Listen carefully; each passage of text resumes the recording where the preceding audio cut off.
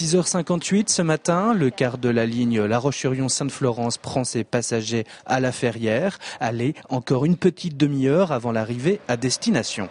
Prendre le car pour aller d'une commune à l'autre, c'est possible. Bien que le réseau des lignes soit mal connu des Vendéens, il offre de nombreux atouts. Alors, il est vrai qu'au niveau écologique, c'est un plus. Au niveau fatigue, c'est un plus. Au niveau économie, pour mon portefeuille, c'est un plus.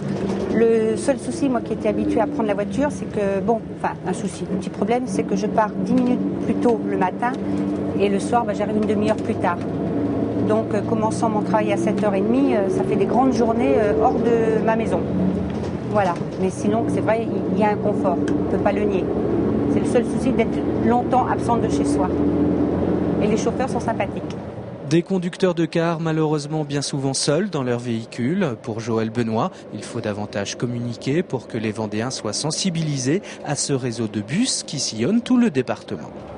Alors, il y a encore beaucoup de places disponibles. On peut dire qu'il y a un gros potentiel à combler. On a mis au point tout un système d'abonnement qui rend le coût intéressant.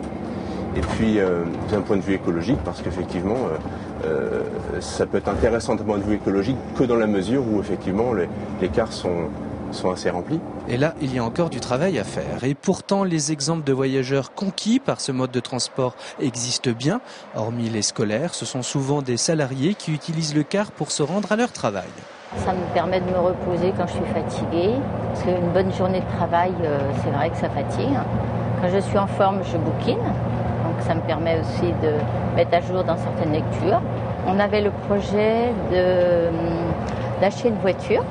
Et comme on m'a mis au courant de ce circuit, on a abandonné le projet pour investir ailleurs. Des prix attractifs, de nouvelles lignes avec de nouveaux horaires. Cette semaine de gratuité a comme ambition de démocratiser ce réseau à travers le département et de connaître aussi les attentes de cette clientèle pour le prochain schéma des transports vendéens en 2011.